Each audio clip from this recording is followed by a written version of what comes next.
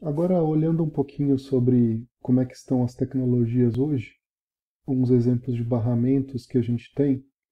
Esse barramento aqui é o barramento do sistema Intel, que era chamado de barramento, continha o North Bridge, South Bridge, e os barramentos mesmo eram Front Side Bus, Internal Bus e LPC Bus. Esses barramentos eram usados até os anos 2000, começo dos anos 2000, até com o Pentium 2. A ideia era você ter um barramento muito rápido aqui, o Frontside Bus, que se comunicava com o North Bridge, que era um hub, fazia um papel de meio campo como sendo um módulo de entrada e saída. E ele comunicava com a memória e com periféricos de altíssima velocidade, como PCI Express e placas gráficas. Depois dele tinha o Internal Bus, que comunicava com o South Bridge, que já falava com alguns dispositivos um pouco mais lentos. Na época, por exemplo, cabos de rede, coisas off-board, barramento PCI, porta serial como mouse, teclado, disquete, CD, etc. E a BIOS do computador para inicialização.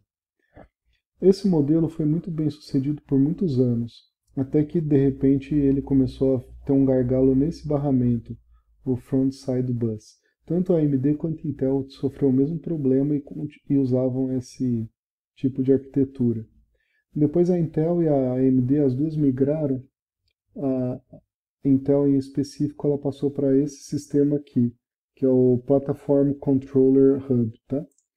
Esse Platform Controller Hub, ele, o que aconteceu a mudança? Tudo que estava no North Bridge, ou seja, o controlador de acesso à memória e a placa gráfica, foram incluídos dentro da CPU. Então esse barramento aqui ele sumiu, não existe mais, está tudo dentro implementado como lógica dentro da CPU. Ou seja, todo o controle ele se comunica diretamente com a PCI Express, por meio de PCI Express com a placa gráfica e com a memória. Depois a gente teria um barramento um pouco mais lento que falaria com esse hub aqui, que ele faz um papel de novo de um módulo de entrada e saída, que ele se comunica com outros periféricos. Depois desse ainda, o mais atual que o sistema que a Intel tem é o Intel Quick Path. Ele é semelhante ao Hypertransport da AMD, que acelerou um pouquinho mais ainda esse sistema e ele está representado aqui, né? Basicamente essa parte. Isso daqui é o processador da Intel, os processadores modernos. Aqui tem um super escalar. Se vocês olharem de perto vão conseguir ver as unidades funcionais aqui, o reorder buffer, que tem nome um pouquinho diferente. Aqui é uma conversão de instruções de CISC para RISC, que passa por aqui.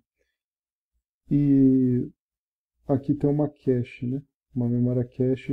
Esses detalhes a gente não viu ainda de TLB, a gente vai ver. Mas essa é a comunicação direto com a cache, e aqui é a comunicação que existe com a memória e com os periféricos, em barramentos super rápidos. Cada vez mais a necessidade de acelerar a comunicação com os periféricos. Não só porque os periféricos ficaram mais rápidos, mas principalmente porque a CPU está exigindo cada vez mais dados. E a comunicação entre CPU e memória, porque além da CPU ficar exigindo mais dados e processar mais rápido, existem mais CPUs, mais cores dentro dos chips hoje em dia e também as GPUs, que elas também fazem uma comunicação rápida com a memória, etc. Existem inclusive processadores recentes que incluem um pedaço de FPGA, que é um outro processador que é programável, é reprogramável. Você pode criar a lógica dele para realizar operações específicas.